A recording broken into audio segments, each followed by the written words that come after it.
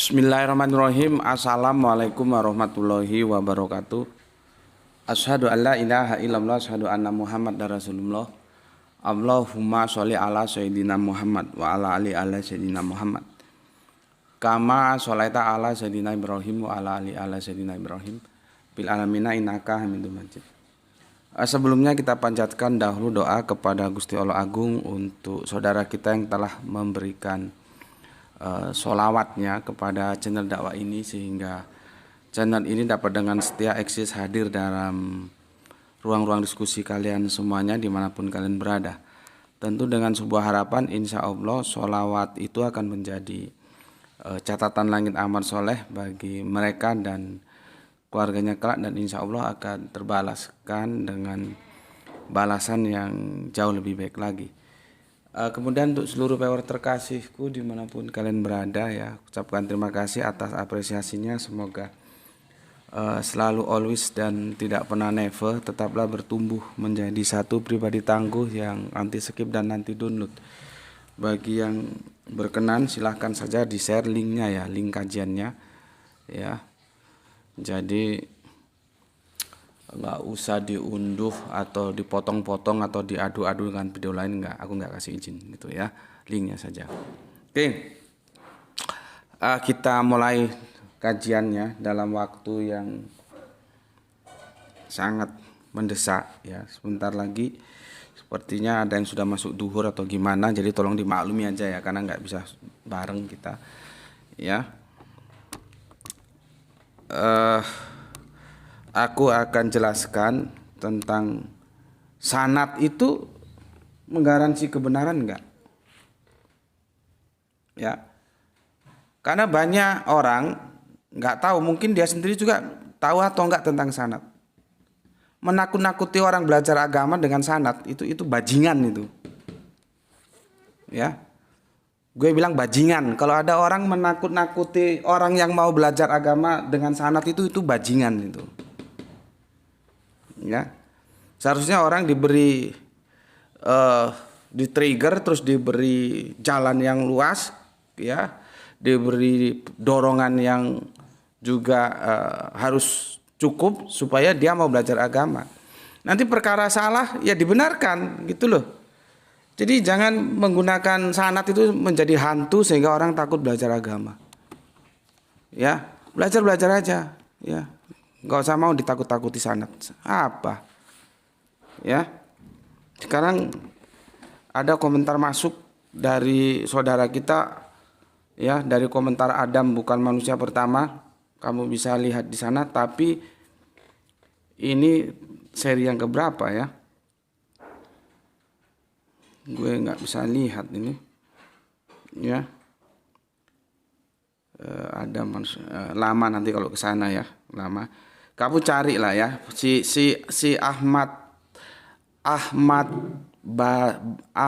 gimana namanya ini, bacanya gimana, Ahmad Basaiban, ya. Dan lagi perlunya sanad dalam memahami Al-Quran. Kalau ada yang ngajar Al-Quran tanpa sanad, maka sebaiknya jangan diikuti. Kamu tahu sanad, Ban? Apa sanad itu? Kenapa orang perlu sanad? Sejak kapan sanad itu hadir dalam khazanah keilmuan Islam? Tahu nggak? Jangan sampai kamu ngomong sanad, kamu nggak ngerti sanad. Apakah sanad itu menggaransi kebenaran? Ya, gimana sih sanad orang, ya? Gimana sih, ya, memahami Al-Quran yang punya sanad tuh gimana? Tunjukin gue. Ini loh orang yang memahami Al-Quran dengan sanad, tunjukin gue. Gimana? Ya. Jadi di sini aku nggak ngajarkan santri-santri Isra dan semua viewer terkasihku baik di YouTube maupun di di TikTok untuk menjadi BO. Enggak. Tapi aku ngajak mereka untuk berani berpikir, gitu loh. Karena apa? Berpikir itu perintah Al-Quran. Orang yang pakai sanad itu berpikir enggak? Karena ini bukan hadis, ya. Nanti kalau hadis lagi lain cerita. Biasanya orang kalau berbicara tentang sanad itu kaitannya hadis. Tapi ini kan Al-Quran, ya. Dan lagi perlunya sanad dalam memahami Al-Quran. Pemahaman bersanad. Kenapa pemahaman orang beda-beda kalau bersanad? Sanad itu kan harus dipahami dia sebagai apa. Nanti aku jelaskan, gitu ya. Makanya aku bilang, dia ngomong sanad, ngerti nggak sanad itu? Makanya aku pesan untuk yang ngaji sama aku, ya baik santri Isra maupun yang lainnya, ya jangan mau ditakut-takuti sanad. Belajar aja. Nanti salah kan kita dibenarkan sampai yang menyalahkan. Ya kalau berani nyalahkan harus berani benarkan. Jangan hanya ngomong salah tapi nggak berani membenarkan. Itu namanya mengkritisi tanpa solusi ya. Nggak perlu sekolah tinggi-tinggi kalau gitu. Kita tidak mengklaim selalu benar, enggak. Tapi kan kebenaran itu harus diuji dan selama kebenaran itu tidak bisa ditunjukkan salahnya, dia harus diterima sebagai kebenaran gitu. Maka semua yang ngaji di sini tuh jangan takut-takut. Ya. Bukan kita tidak menghormati sanad, bukan. Tapi jangan sanad itu dijadikan hantu untuk menakut-nakuti orang belajar agama. Itu yang aku tentang sejak dahulu kala hingga kini. Maka aku ngajak kalian semua yang ngaji di sini, belajarlah agama, jangan mau ditakut-takuti sanad. Gitu ya. Ini si Ahmad Basaiban ini tahu nggak dia apa itu sanad? Ya. Coba sampaikan pemahaman ya, siapa yang menurutmu bersanad menjelaskan tentang Adam bukan manusia pertama atau Adam manusia pertama. Aku ingin tahu gimana. Dan apakah yang namanya ini kan memahami Al-Quran, berarti pemahaman itu harus bersanad. Kalau pemahaman itu bersanad, orang nggak usah mikir, nggak usah pakai otak, tinggal mengcopy paste aja. Kalau sanadnya dia manusia pertama ya sampai modar manusia pertama. Kalau bukan manusia pertama ya nanti akhirnya bukan manusia pertama sampai modar juga begitu. Ya, makanya gue heran loh kok memahami kok pakai sanad. Orang tafsir aja beda-beda kok. Sejak awal gue sudah bilang ya, apapun yang gue sampaikan itu sangat terbuka untuk diperdebatkan, karena memang kajian tentang ada manusia pertama atau tidak itu peluang perdebatannya cukup tinggi. Jadi aku sudah menyampaikan itu. Jadi nggak usah ngoceh yang nggak perlu di sini. Kamu ngomong sanad itu nggak ada artinya. Ngoceh yang perlu gitu ya. Jangan nakut-nakuti ya orang dengan sanad ya. Jangan takut, teman-teman semua ngaji, belajar. Nanti salah, kalau ada yang nyalahkan ya minta tolong dibenarkan gimana, gitu aja. Ya. Orang yang ngomong sanad dia sendiri belum cek kok. Dia ngomong dari A, dia sudah cek nggak dari A ke B, B ke C. Dia cek nggak? Dia kan katanya toh. Cari ini dari si A, dari si B. Pernah nggak? Dia sendiri ngecek gurunya dicek terus, pernah nggak?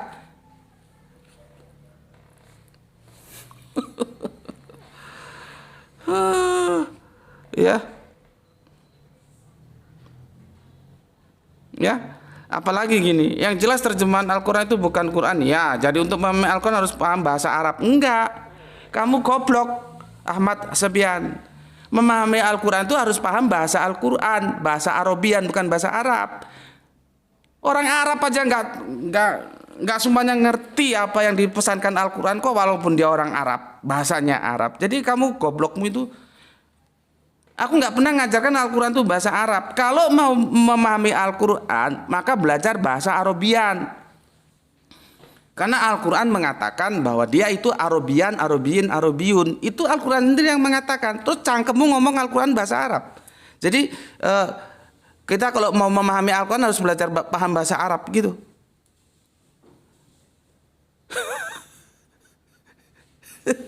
Kalau kamu mau paham bahasa Arab, gue kasih tahu ya. Lu cari istri orang Arab, nanti lu paham bahasa Arab. Ya, nggak usah kursus, nggak usah tetek bengek, TOEFL ada nggak? Kamu kawin cari perempuan karena kamu laki, cari perempuan orang Arab, nanti kamu ngerti bahasa Arab itu. Kalau bahasa Arab, tapi Al-Quran itu bukan bahasa Arab, Al-Quran itu bahasa rumpun Arab. Maka dia Arabian, Arabiyun. Kalau mau ngerti bahasa Al-Quran, ya belajar Al-Quran. Belajar rumpun bahasa Al-Quran itu bahasa firman, bukan bahasa Arab. Ya. Terus ada lagi harus paham bahasa Arab baik nahwu sorob. Ya. Nahwu sorob itu hadir sebelum ada Al-Quran. Jadi jangan sampai Al-Quran diikat oleh nahwu sorob. Nahwu sorob itu alat bantu. Kita perlu pembantu kalau memang dibutuhkan. Nggak perlu ya nggak usah pakai. Bismillah itu secara nahwu sorob, kalau gue sorob nahwu, kalau lu nahwu sorob, ya. Ya, karena sorob dulu baru nahwu. Ya. Ya. Gitu loh. Ya. Jadi yang begini-begini ini gue paling gedek gitu ya. Ya, paling gedek. Oh, jangan takut-takuti saudaramu itu belajar Al-Quran. Biarin saja. Kalau menurutmu salah, tunjukkan salahnya dan kamu benarkan, gitu aja loh. Kalau harus ngerti ini itu, kapan belajar Al-Quran ya? Belajar balago itu kamu kira bisa setahun selesai. Jadi gitu ya Ahmad Basaiban ya. Al-Quran itu bukan bahasa Arab. Al-Quran itu bahasa rumpun Arab. Jadi kalau kamu mau belajar bahasa Arab, kamu cari istri orang Arab tuh bisa. Tapi kalau mau belajar Al-Quran, kamu harus belajar bahasa Arabian. Itu bahasa firman, bukan bahasa budaya, gitu ya. Orang kemarin ada tamu dari Yaman, aku tanya apa itu manam, nggak ngerti dia. Apa itu naum, nggak bisa jelaskan. Justru dia bilang saya bukan ulama, gitu loh.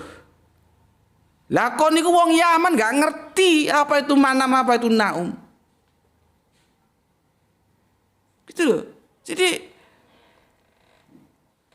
ya jangan kamu kira Al-Quran itu bahasa Arab gitu. Goblokmu gue.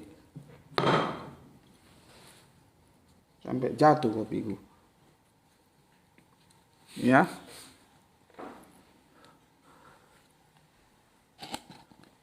Bismillahirrahmanirrahim.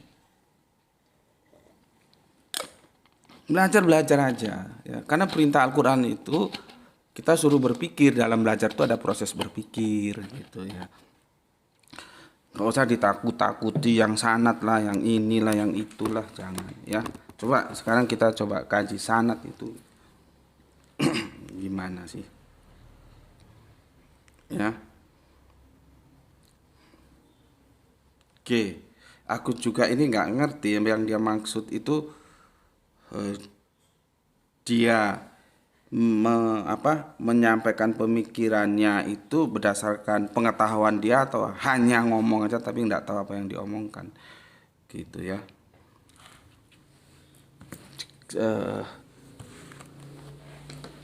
Sanad itu biasanya dia gandengan dengan matan dan itu biasanya berbicara tentang hadis. Gitu loh ya. Matan itu konten, isi, muatan.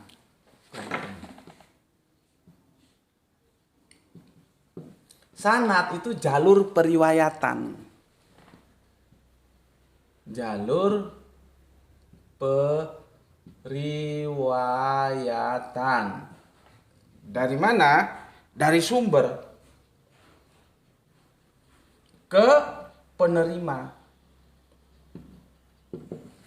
Itu loh. Hadis ya itu adalah nanti hadis itu ada hadis qauliyah, ada fi'liyah gitu ya. Qaul itu ucapan, fi'il itu perbuatan Kanjeng Nabi. Ada lagi nanti sebetulnya cuma dua itu sih ya. Cuma ada katanya kalau Nabi itu mendiamkan tidak melarang itu termasuk boleh ya. Itu perdebatan pemikiran moga-moga saja. Tapi intinya hadis itu ada qauliyah, ada fi'liyah. Hadis perbuatan, hadis ucapan gitu ya. Jadi begitu ya, jalur periwayatan ya.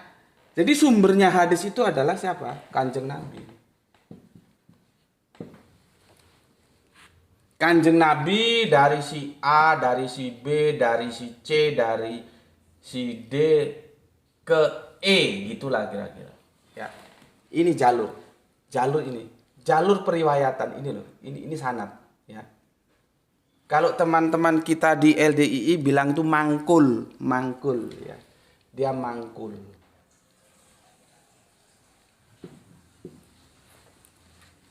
Tuh ya.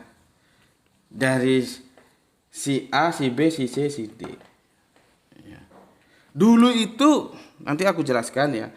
Sanad itu ndak ada dulu itu. Ndak ada. Ndak diperlukan, itu dibutuhkan setelah tahun 110 Hijriah kira-kira sebegitulah ya. Ya. 110 Hijriah ya. Coba aku buka data, takutnya nanti keliru ya. 110 Hijriah baru itu ada sanad ya. Sama seperti ya betul 110 Hijriah. Jadi dan orang pertama menggunakan istilah isnad. Jadi isnad itu ya sanad itu ya. Sesuai maknanya adalah Imam Muhammad bin Sirin yang wafat wafat tahun 110 Hijriah, bukan sanad itu di tahun 110 Hijriah bukan ya. Awalnya sanad itu enggak perlu. Ya, enggak perlu sanad itu. Ya. Baru kemudian diperlukan. Karena apa? Ini sumbernya masih ada, yaitu Kanjeng Nabi. Orang tinggal cross check aja ke Kanjeng Nabi. Gitu loh. Ya. Dari sini bisa kita lihat ya. Ada sumber, ada penerima sumber. Gue bicara perspektif hadis dulu ya. Ya, karena memang biasanya kalau bicara sanad itu di hadis, tapi ini kan komentar si siapa tadi itu Al-Qur'an gitu ya. Jadi gue jelasin perspektif hadis dulu. Dulu para sahabat dan berikutnya itu enggak perlu sanad. Karena sumbernya masih sugeng, masih ada, yaitu Kanjeng Nabi. Tinggal konfirmasi aja ke Kanjeng Nabi. Gitu loh. Lah sekarang Kanjeng Nabinya nggak ada. Maka perlu sanad, tapi walaupun demikian sanad itu nggak bisa dikonfirmasi. Karena Kanjeng Nabinya sudah nggak ada. Jadi kita dapat cerita dari si A, si B, si C, si D tanpa kita nggak bisa mengkoreksi benarkah D dari C, benarkah C dari B, benarkah B dari A, benarkah A ketemu Nabi. Itu katanya. Maka itu perlu sanad karena ada jarak antara sumber dan penerima informasi. Sumber informasi dan penerima informasi. Kita nggak hidup sejaman dengan Kanjeng Nabi.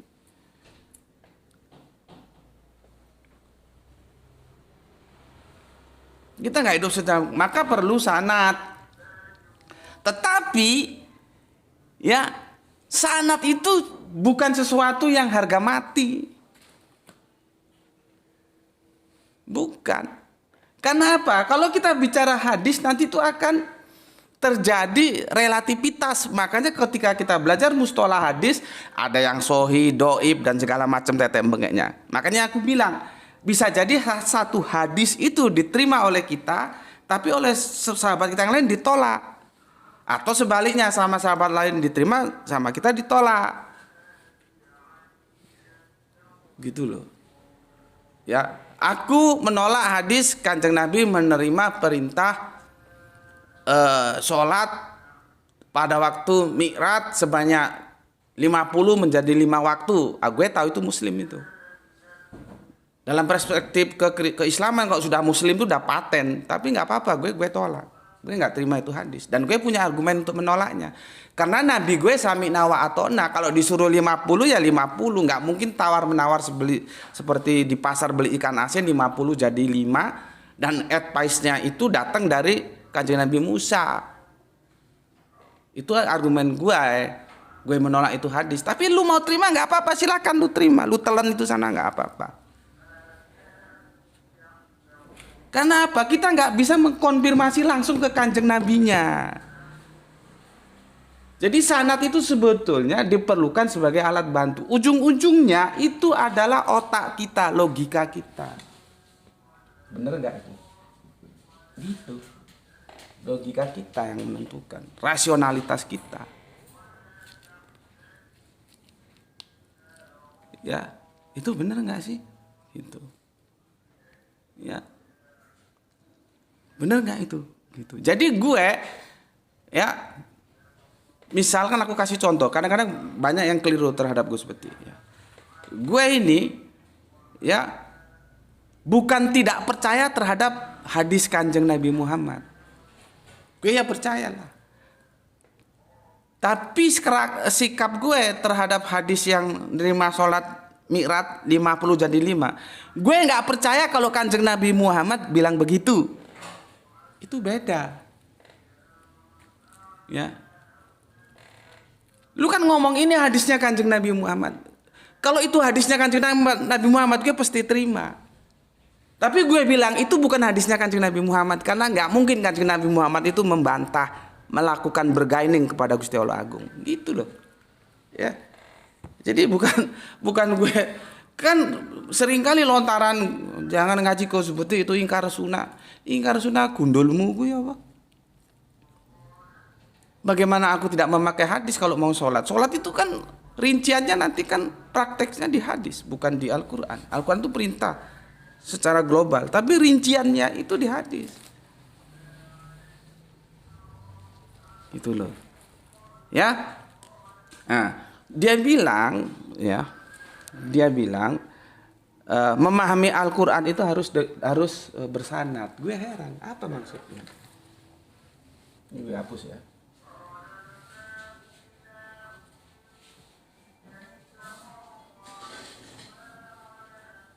Gue sudah jelasin tadi ya, para sahabat dulu itu ya tidak perlu sanad tidak perlu. Karena mereka masih hidup bersama Kanjeng Nabi. Ada apa-apa tinggal konfirmasi. Ya. Sanad itu diperlukan karena kita tidak lagi hidup bersama Kanjeng Nabi. Kita tidak bisa mengkonfirmasi. Hadis sahih apapun tuh kita nggak bisa mengkonfirmasi. Dari si A ke B, B ke si C, C. Kamu mau konfirmasi satu-satu. Kamu kan sudah terima satu buku, ini sahih, ini dhaif, gitu toh.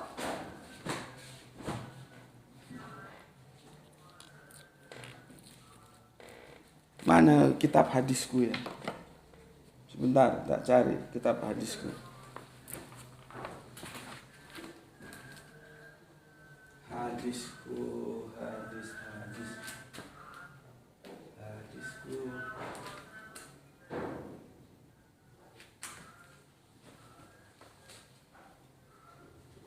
Bentar, tak ambil supaya kamu itu paham.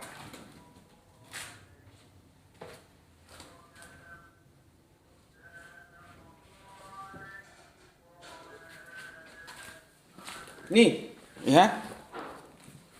Ringkasan hadis Sahih Muslim. Ya sudah. Diterima aja. Oh, ini hadis sahih dikompilasi oleh Pak Muslim, ya sudah diterima. Apa kamu melakukan cross check? Muslim dia mengkompilasi hadisnya dari siapa? Dari ini. Kamu cross check semua hadis ini, modar gue.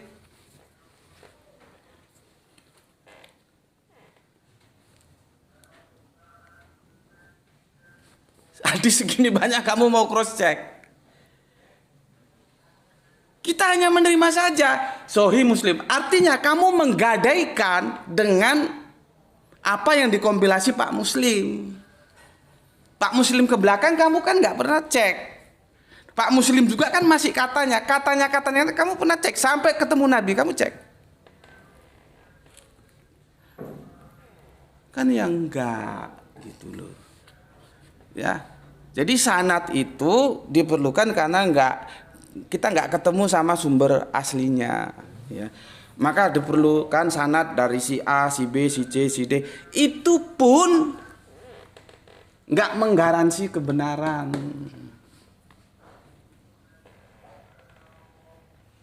Si A ngomong dia ketemu Nabi, kita tahu dia ketemu Nabi.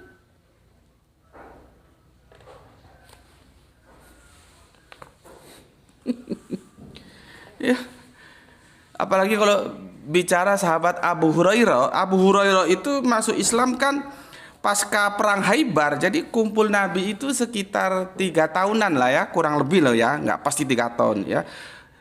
Dia itu mengkompilasi 5.000 hadis. 5.000 hadis dibagi 3 tahun, dibagi 365, satu hari itu berapa hadis? Apakah dia 24 jam kumpul Kanjeng Nabi? Itu kan perlu kita kritisi juga. Kalau memang rasional ya kita terima, kalau enggak ya ditolak, nggak rasional kok. Ya. Dan kita tahu ya, tapi ini sisi lain ya. Sahabat Abu Hurairah itu ketika jadi kepala daerah gitu kan, dia kaya kan, terus sama sahabat Umar, gubernurnya, khalifahnya ditanya, "Yu, ini bahasa gue. Yu, harta dari mana ini?" Dia bilang, "Saya dagang gini-gini." Wis dikandani, sudah dikasih tahu pejabat nggak boleh berbisnis, akhirnya dipecat ya. Nah, seharusnya pejabat-pejabat kita, kalau yang kafir kau yang nggak urus, yang Islam kalau lu jadi pejabat pemerintahan, lu jangan bisnis lu itu serahkan ke anak lu apa lu gitu loh. Di negara kita kan bisnis campur dengan politik, jadinya kacau gitu ya. Itu sahabat Abu Hurairah. Abu Hurairah itu nama kafirnya kalau nggak salah Abu Syam.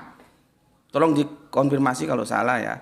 Terus nama setelah masuk Islam siapa gitu ya. Terus Abu Hurairah itu julukan karena dia seperti gue bilang di jubahnya itu ada gerak-gerak, tanya apa itu? Kanjeng Nabi tanya kucing. Terus disebutlah dia sebagai bapaknya kucing. Itu pemberian dari Kanjeng Nabi.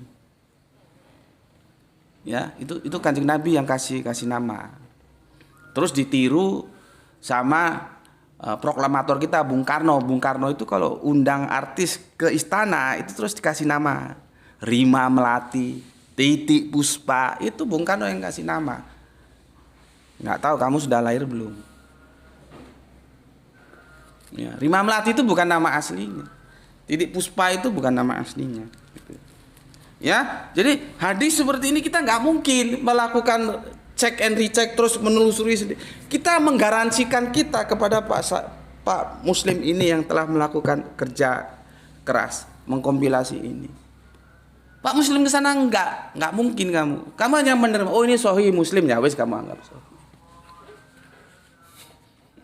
Makanya di dalam hadis itu terjadi relativitas, dan ada salah satu ya orang terkenal lah ya, dia kalau membahas nggak pernah pakai hadis, pernah ditanyain dalam sebuah seminar, kenapa, apakah Anda ingkar sunnah? Oh enggak, saya tidak ingkar sunnah. Tapi kalau saya bahas pakai hadis itu debatable. Saya pakai Al-Quran saja. Al-Quran itu tidak debatable. Meskipun begitu nanti debatable-nya di pemahamannya. Tapi kalau Al-Qurannya itu kan nggak debatable. Pemahamannya nanti tergantung para penafsir-penafsir. Tapi materialnya Al-Quran itu absolut gitu loh ya. Nah, oke. Ya.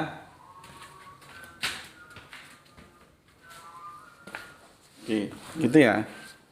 Jadi perlunya sanad itu karena sudah tidak bersama lagi dengan sumbernya. Siapa? Kanjeng Nabi.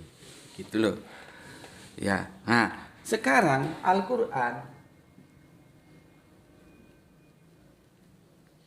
Al-Quran ini sumber atau bukan?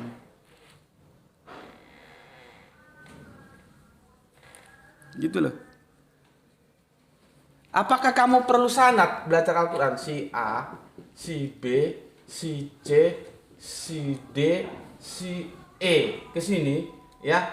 Perlu begini dalam memahami Al-Quran, perlu begini kamu memahami.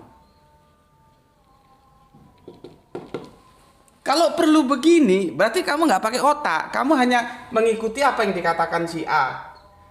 Ya, apa yang dikatakan si B, apa yang si C, D, E, baru diterima si E. Padahal si A sendiri dalam memahami Al-Quran, ini ya maybe benar, maybe salah.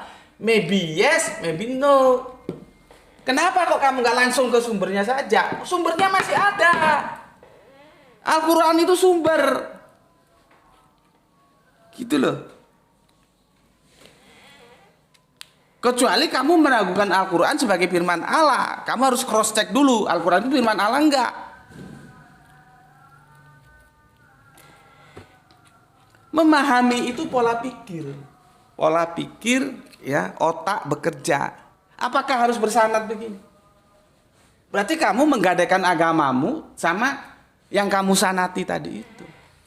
Ya nggak apa-apa kalau bisa begitu. Kalau aku nggak ngajarkan begitu. Semua belajar Al-Quran. Jangan takut-takut. Salah nanti yang nyalakan suruh benarkan. Benarnya gimana? Gitu aja. Insya Allah kalau kamu tulus, ikhlas supaya kamu bisa mengikuti jejak kanjeng Nabi Muhammad. Kalau kamu pun salah, itu Gusti Allah tuh maha kasih maha sayang. Nanti kamu diketemukan orang-orang yang bisa membenarkan. Jadi jangan ditokat-takuti sonat sanat. Ngerti sanat aja enggak. Ngapain kita perlu sanat? Karena sumbernya ada. Al-Quran ini bersama kita. Kecuali Al-Quran itu sudah tidak ada. Sumbernya ada. Memahami Al-Quran itu beda-beda. Makanya mufasirin itu juga beda-beda. Kemarin aku bilang tentang siapa. Aku sekarang ingat Sulaiman bin Muqatil atau siapa gitu ya. Ini dulu itu Sulaiman bin Muqatil itu tafsir lama, ya, pemahaman lama, itu yang dikorbankan Ishak. Baru setelah 200 tahun kemudian itu lewat Ibnu Katsir itu Ismail.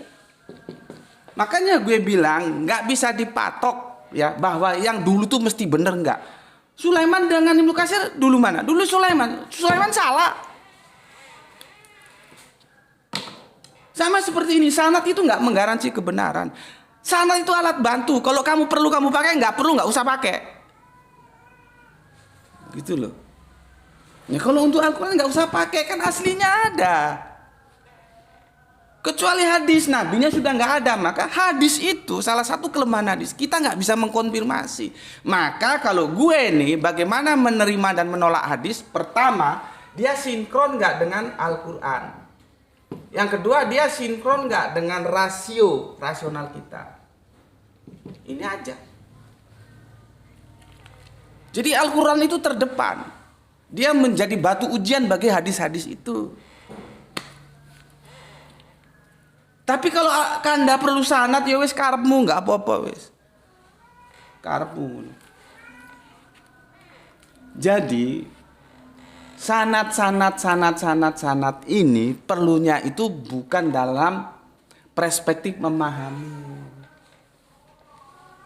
tapi perspektif penyampaian informasi. Jadi apa tanggapan kita terhadap informasi itu beda-beda. Gitu loh. Bukan harus satu pemahaman, enggak. Memahami Al-Quran kok pakai sanad, gue goblok gue. Ya. Belajar aja langsung, karena Al-Quran itu sudah sumber, enggak perlu sanad. Tinggal kamu mau apa enggak. Gue punya 3 guru Al-Quran. Itu sebatas menyampaikan informasi. Dia nggak bisa memaksa aku untuk memahami Al-Quran itu seperti yang dia pahami. Dan gue nggak mau begitukan. Sama ketika gue memberikan kajian di santri-santri Isra. Tanya sama mereka, ada yang gue paksa harus sepaham dengan gue? Enggak. Mereka tetap bebas, merdeka, aku kasih kemerdekaan. You mau terima pemahaman gue, monggo, enggak juga, enggak ada masalah. Ya, jadi yang bersanad itu aliran informasi, bukan pemahaman kita terhadap informasi itu. Itu nggak boleh disanadkan, kecuali kamu jadi beo, nggak masalah. Ya, makanya gue bilang kan, gue bukan tidak taat ulama, taat gue ulama, tapi sebatas pemberi informasi, bukan dia menentukan kerangka berpikir gue tentang agama. Enggak, gue nggak mau gadekan. Sahabat Umar itu dulu kan sebetulnya nggak begitu lama, begitu kanjeng Nabi Muhammad sedo digantikan sahabat Abu Bakar sedo itu meninggal, bahasa halusnya Jawa, digantikan sahabat Umar. Kenapa sedikit bias waktunya? Karena karena sahabat Umar diminta untuk memerintahkan seperti apa yang dilakukan sahabat Abu Bakar, dia nggak mau. Dia bilang apa? Saya akan memerintahkan berdasarkan Al-Quran.